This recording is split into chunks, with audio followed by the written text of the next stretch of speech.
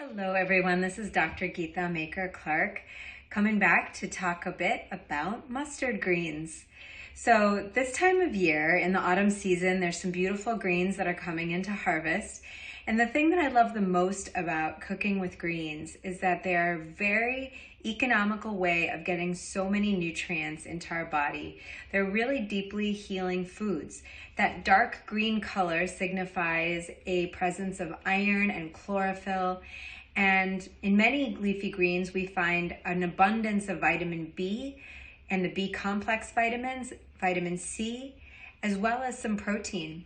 So this beautiful, beautiful mustard that we have, sometimes known as Indian mustard or Chinese mustard or brown mustard even, there are many varieties, but this that we're working with today is a very versatile green. And in India, we often make some really beautiful seasonal greens by sauteing these down and adding sometimes small cubes of cheese to it, like sarson ka saag, if you're familiar with that. By adding paneer into the sarson ka saag. We also tend to blend them down into almost a puree. And today what I wanted to do with you was actually do a very, very simple saute recipe that just takes a couple of minutes, but really highlights the flavor and the bright green nutrients of this particular green. We're so lucky to have it locally and seasonally available to you. So I want you to keep in mind that this time of year is one of those transitional seasons. Like the spring, we are transferring our energy from the summer, vibrant, high energy to a smaller, maybe more constricted energy in winter, where we need more rest, where there are longer nights and shorter days, where our bodies are requiring some more restoration. So this season is an important one for us to honor, and to honor in our food as well by not eating cold, raw foods, which don't sit with the digestion as the temperatures start to get cooler, but rather to stoke the digestive fire by using warming spices, warming herbs, and even slightly warm in temperature food. So while this might vary from person to person, according to your constitution, one way that you can prepare these greens is to just very lightly saute them so that we're not taking away their nutrient value and really bringing them down into a mush, but keeping them so that they're recognizable, sauteed so that some of that fiber is broken down a bit and easier on the digestive system to move through, and adding some vibrant flavors. So in this recipe, we're going to use just a little bit of vegetable oil, and I'm actually going to use safflower seed oil. And I prefer to use the safflower seed or sunflower seed oil versus olive oil for this kind of a saute, because we are going to use a little bit higher heat, and the olive oil smoke point is quite a bit lower, and we don't ever want to get to the point where our oils are smoking. That means they are oxidized and they are not creating good compounds in the body. They're losing their nutrient value. So we'll use a little bit of the safflower seed oil. I'm going to have some minced garlic that I'm going to add to the oil. We'll bring our chopped and stemmed greens into the pan, and then we'll add a bit of salt and pepper to taste, and just a bit of vegetable broth. Now I am using a store-bought organic vegetable broth today, though I often do have my own broths that I keep in the freezer that I just make throughout the season by using the ends of onions and the rinds of Parmesan cheese and any of those odds and ends of vegetables that you're not eating or using in your meals. You can put into a pot of water and make a really rich mineral broth and then freeze it for the colder months. But today I'm going to go ahead and just use the vegetable broth that's store-bought, and you can find these at almost any grocery store. I do prefer organic, and I do prefer the low sodium broths because they do these store-bought broths do tend to be very high in sodium and be loaded with a lot of salt to give it more of a sense of flavor if they don't use as many vegetables. So if you're aiming for a lower sodium broth, which I would suggest that you do, this one has only 130 grams of sodium in a cup, and that is really not very much. In a total of a day, you can have around 2,000 milligrams of sodium if you don't have high blood pressure. If you do have high blood pressure, you might want to be much, much lower than that, 1,200 milligrams or less. So anytime that we are adding salt or adding a processed food like a vegetable broth, we want to be very mindful of our sodium content. So we're going to go over to the pan, heat up some oil, get the garlic and the greens going. All right, so I've got my pan heating up here, and I'm just going to use about 1 tablespoon of the safflower seed oil and let it heat up in my warm pan. And go ahead and just coat the bottom of the pan with the oil and let it warm up. Now I have 2 cloves of garlic that I've already chopped up. And the wonderful thing about adding garlic to warm oil is what we're actually doing here is really just infusing that oil with the flavor.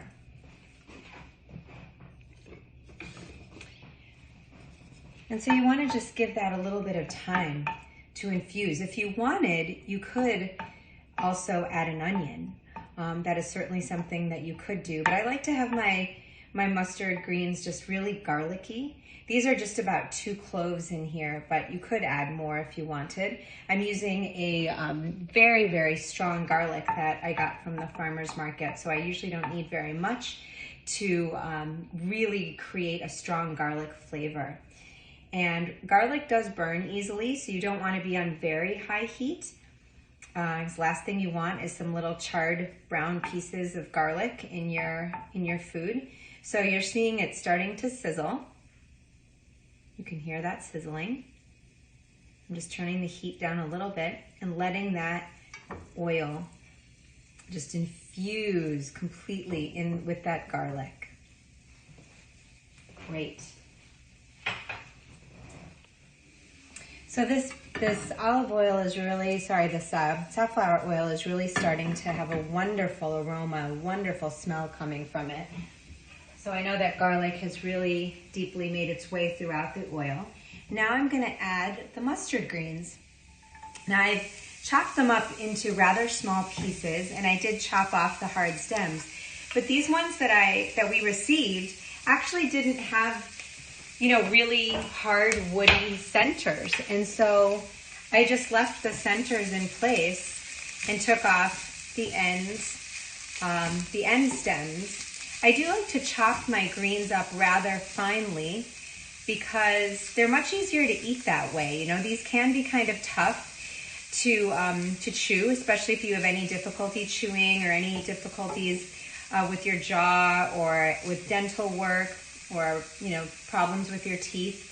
And so I do like to chop it up quite small, and that way it also kind of can cook a bit more evenly than really big pieces can. So I'm just kind of putting it in with this oil and the garlic so that it's coated really well with the garlic smell and the garlic flavor and fragrance that is so potent. Garlic is such a strong antibacterial and antiviral. So this is a beautiful medicinal meal right here without doing anything more. I am going to add just a pinch of salt and also add some freshly ground black pepper into this mix. And that just gives it brightens up the flavor a bit. It's already smelling amazing. You can see how nice and bright green it is. Now is when we have a little bit of fun with this. We're going to add some of the vegetable broth.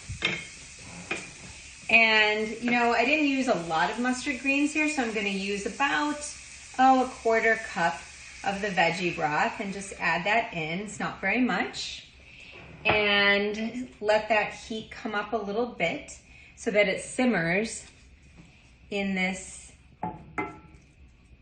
veggie broth stew for just about 5 minutes, really, not very long. So we'll let that heat up. And we're just going to wait until you see a little bit of that broth bubbling. We hardly put any in there, so it shouldn't take very long for that to happen. And when it does, you bring the heat down to a bit of a simmer. Again, we want to maintain this beautiful green color. We want to maintain the structure of these leaves. So we don't want this to become a wilted, sort of mushy preparation. All right, so it's been about 5 minutes that we've been just simmering this vegetable broth in with the mustard greens and the garlic and the pinch of salt and pepper. And this final little dash of brightening comes from Dijon mustard. Just a tablespoon of Dijon mustard we're gonna put right in there along with the mustard greens. Of course, mustard comes from mustard seeds and vinegar. That's how a simple mustard is made. And so we're gonna just mix in that Dijon mustard, and you could certainly use a whole grain mustard, a whole seed mustard if you wanted in this preparation. And our dish is literally ready to go. These are some simple sauteed mustard greens. I'm gonna plate some out so you can see. All right, everyone, look how beautiful these look. They're still nice and hot. Just plated them right off of the stove. And they just taste absolutely wonderful. So garlicky. So delicious. And I have to say, that little bit of mustard at the end adds such a great flavor to this dish. There's so many ways that you could prepare it. As you saw, I did safflower seed oil. You could certainly use butter. You could use ghee, just as long as you're using some kind of a fat, because we do want to saute these greens down in a fat. Helps it to heat, but it also helps to break down some of that fiber. So that's a really important piece, but what fat you use is really up to you. There are people, like certainly in the South, people will add bacon to this or different meats. You know, in different Asian cultures, we'll do a lot more pepper to it. You know, I personally don't prefer very spicy food, but it would be very common to see some red pepper flakes sauteed in here, or a cayenne pepper if you wanted. If you had some chilies, green chilies or red chilies, you could add those and give that a kick. But I will tell you that mustard greens do have a real bitterness to them.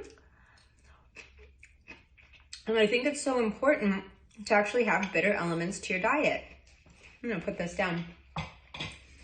And let me tell you why. There's something so extraordinary about bitters. What bitters really do is prime the digestive system for a bigger meal to come. So if you start your meal with some bitters, you're actually preparing your digestion by stimulating gastric acid to start flowing through the stomach. The bitter taste sends a message to the brain to activate the stomach to start the flow of gastric acid. And that way, by the time your bigger meal gets to your stomach, it is primed and ready to start breaking down that food and easing the digestion for your intestines. So oftentimes if I have patients who have gas or bloating or other issues that are really troubling to them, the medicine I'll prescribe are bitter greens, and mustard is perfect for that. So I hope you enjoyed this recipe. It's simple, it's short, it's very affordable, it doesn't require a lot of ingredients, and you can swap things out or add something that you might want.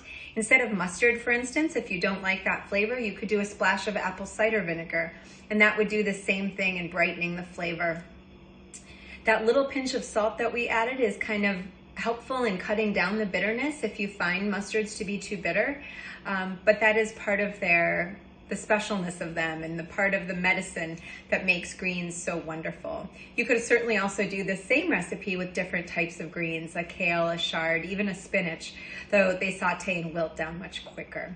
I hope this was helpful to you. I hope you enjoyed watching a simple mustard green saute, and I hope you'll take advantage of the beautiful greens that you're receiving. Take care.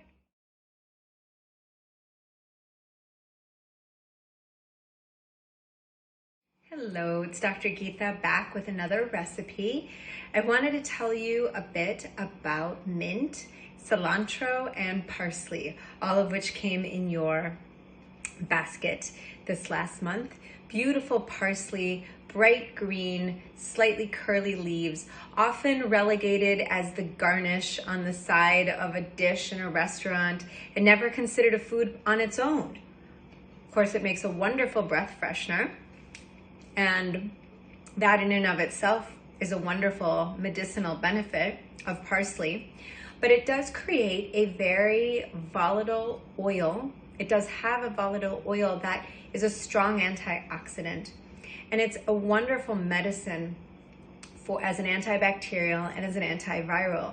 It shares that property with cilantro. Cilantro you're likely familiar with. This is a beautiful leafy stemmy plant that comes from the coriander seed. You may be familiar with coriander powder and coriander seeds and not realize that cilantro is actually the plant from those seeds. So in India, we often use cilantro to make a chutney, and that's what we'll make today. But it's used by so many cultures and in so many cuisines. It's got a beautiful fragrance. It's a wonderful garnish on top of near about anything that you're making. It adds a beautiful burst of color, as well as interesting medicinal uses, which are that it contains enzymes that can lower the blood sugar. So cilantro has been used in food for many hundreds of years for that reason, to bring down the sugar content of the food, as it may raise insulin levels. So the enzymes in cilantro can lower the blood sugar, and that makes it a really wonderful choice if that's something that you are concerned about. And then I am going to add a sort of unusual choice to our chutney today, which is some of the fresh basil that we received. And the basil is just, we know it so well for its beautiful fragrance and its use in European pestos and Italian pestos. It's got such a sharp, wonderful flavor.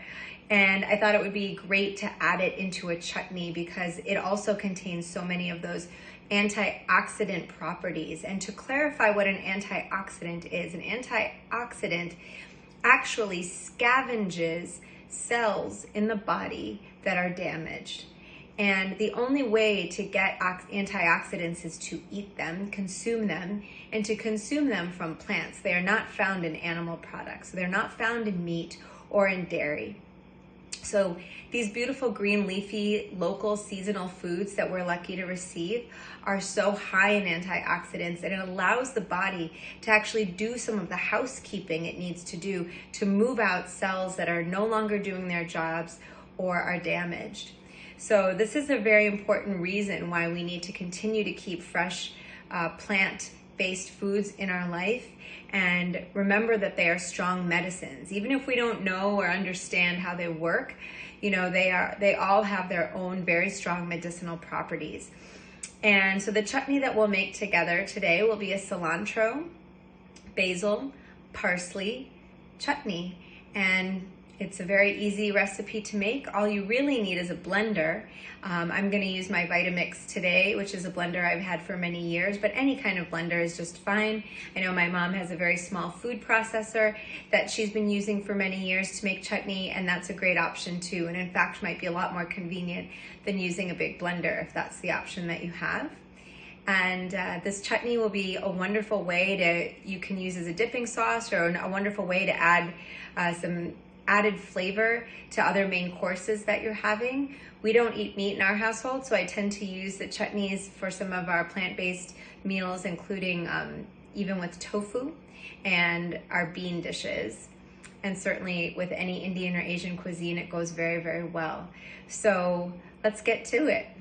All right, as we get all of our ingredients together for this very simple chutney, filled with lots of medicinal herbs, I have chopped my basil, my parsley, and my cilantro all together. And this is about 2.5 cups or so of greens, beautiful green herbs, all washed, and I'm gonna place them right into my blender.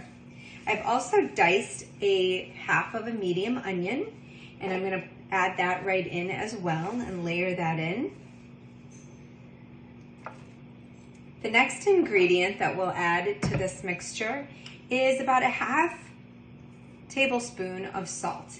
And this does add a nice brightness to the greens and the onions. Certainly the onions, it helps take out some of the acidity of the onion, and so that's really wonderful reason to use a bit of salt with your chutney, though you don't have to use salt if that's something that you're watching. And then of course some lemon. Again, super brightening. Always a nice little burst of vitamin C. So important to have in any chutney whenever you're using herbs to, again, bring out those beautiful flavors that come from your herbs. And then, you know, the water, you kind of have to watch how much water you're putting into your chutney to create the consistency that you want. So I always start with just a little bit of water, just about, even half of a quarter cup, and then add water as needed. So we'll blend this up and see how it looks. All right, let's give all these ingredients a whirl. I'm gonna start with my Vitamix on the lowest setting. If you have a blender, you always wanna start really low. Switch it on. I'm gonna get things moving here a little bit. Looks like it might need a little bit more water, but things are slowly starting to come together. We're gonna speed up a bit.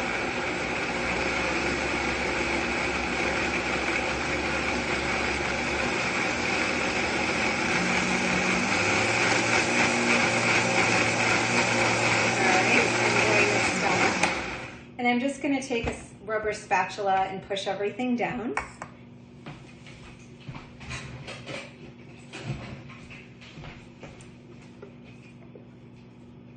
Just to make sure it stays in the bottom of the blender. Again, I'm using a really big blender. If you have a small food processor or a smaller blender, you may not need to do any of this, but I'm usually pretty much a one appliance kind of cook. I like to just use my one appliance for as many things as I can and not collect too much clutter in my kitchen. This is a very well used Vitamix, as you can see, but it sure has been a great tool in my kitchen. Added a little more water, scraped everything down. And now we're getting some more movement. Stirring that up.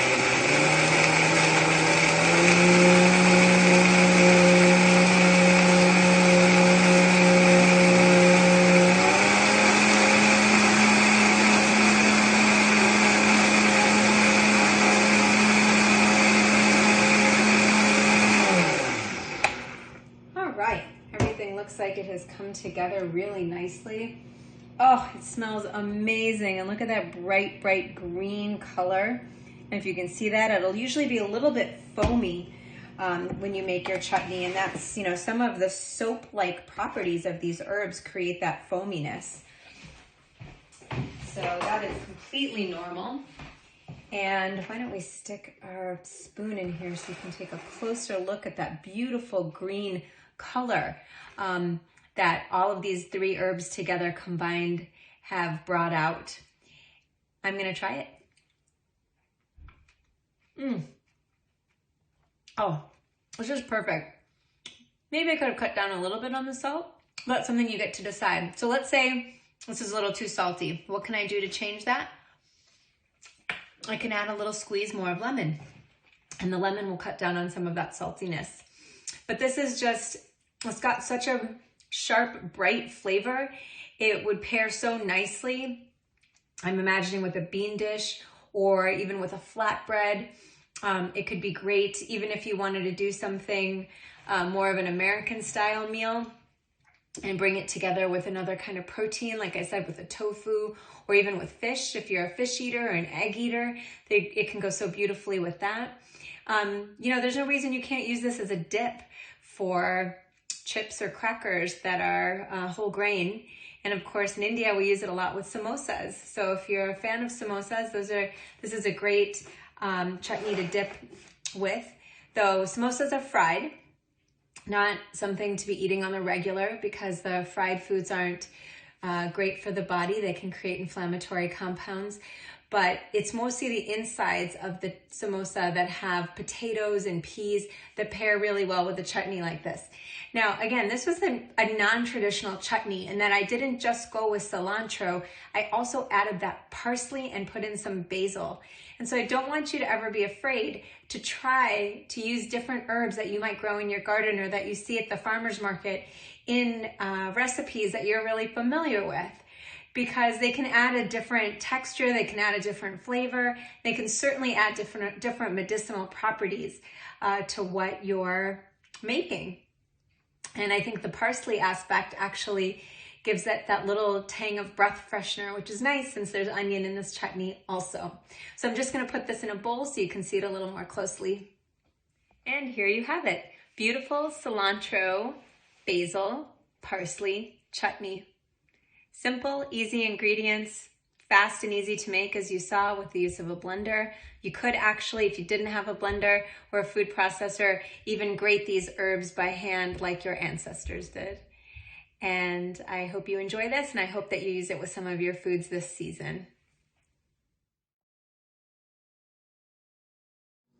Hello everyone, Dr. Geeta here today. I'm going to talk to you about smoothies. So there are a million recipes for smoothies on the internet, and you know, the great thing is that you can be really creative about what you put into a smoothie. You don't have to follow a particular recipe, and you certainly can really try to put as many nutritious ingredients that suit your taste as you can. But when I think about making a smoothie, I usually like to try to have a base of some kind of a green. We've talked so much about greens and how powerful they are as sources of fiber, as sources of vitamin B, vitamin C. The dark green leaf leaves can have iron and vitamin K in them as well, and even a little bit of protein. So they're a great base, and especially if you're not particularly fond of the taste of greens, putting them into a smoothie is a great way to get the nutritional benefits, but also use lots of other delicious ingredients to kind of mask the flavor if it's not your favorite. So today we're going to make a kale smoothie from the beautiful lacinato kale that you received. And lacinato is different from curly kale because it's a flatter, darker leaf, and it's a bit softer. You know, the curly kale is actually quite a bit more fibrous and a little harder to cook down. And also I find harder to blend down. So when I'm using kale in a smoothie recipe, I like to use this lacinato kale.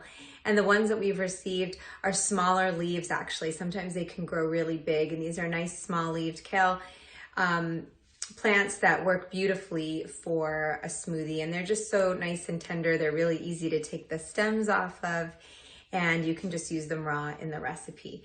So we're going to make a kale smoothie, and we're going to use some fruit. Today I'm going to use blueberries and half a banana. I'm going to add some cinnamon.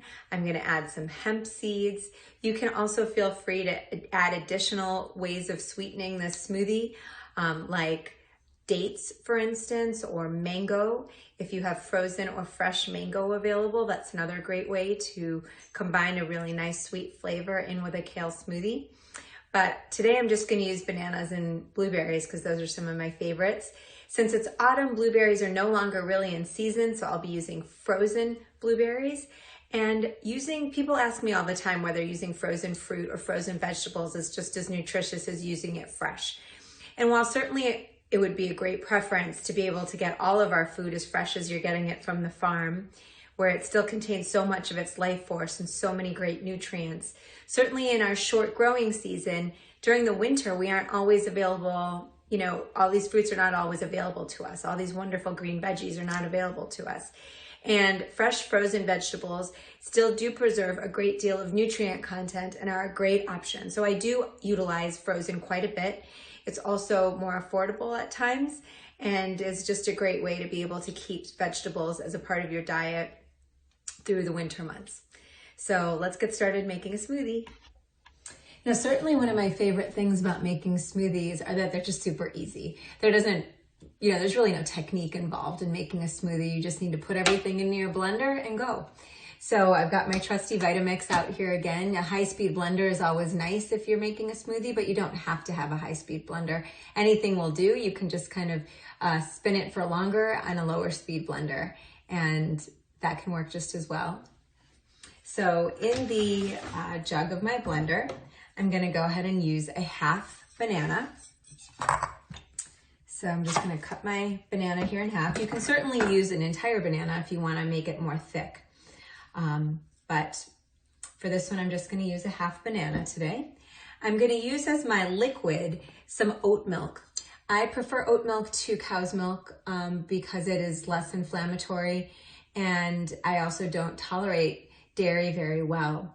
So this is a choice for our family. You certainly could use cow's milk, and you can also sub this out for yogurt if you prefer yogurt, which can give your smoothie a really nice thickness as well. So I'm just gonna pour in my half cup of oat milk.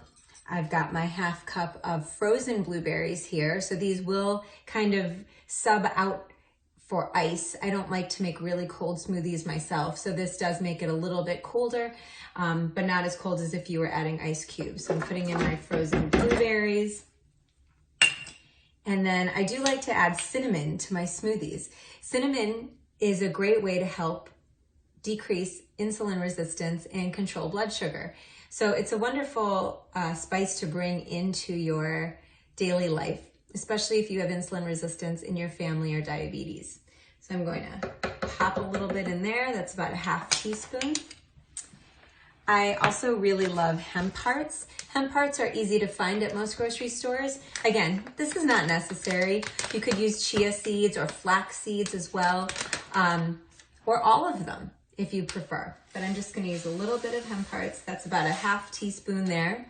And the wonderful thing about hemp is that it gives you a lot of boosted extra protein. There are 10 grams of protein in just a very small serving of hemp hearts. So I'll add those. And then of course, last but not least, my beautiful lacinato kale. Now, you don't want to overwhelm your smoothie with the flavor of kale. You know, it doesn't taste particularly good to have a raw green smoothie unless that really is your preference. So I only usually chop up about a cup worth of kale or any green. Sometimes I'll use spinach in a green as well. And I don't put the stems in, but you know, that's about a good cup. And I go ahead and put that in. One way to cut down on some of the bitterness of that green is just to squeeze a little bit of lemon. And this is a really important part of cutting some of the bitterness of any kind of green that you put into a smoothie. And it also adds a little burst of vitamin C. And now let's give it a whirl and see what it looks like. All right, let's go ahead and give all of our ingredients a quick whirl. Great way to start your morning by layering all of your ingredients in a really quick, easy breakfast. Again, starting your blender on low and getting it up to high speed so that you can get all those greens really whipped down.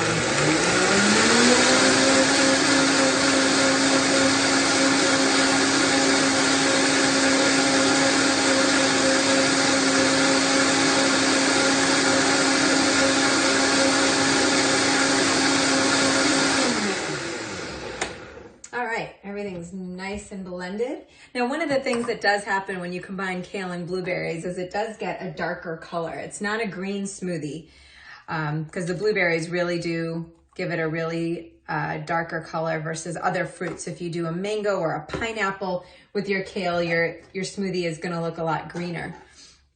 So we've got this kind of purplish colored smoothie here. Again, we have banana, oat milk, cinnamon, hemp hearts, a little dash of lemon, and a cup of lacinato kale in this smoothie. I'm gonna give it a try.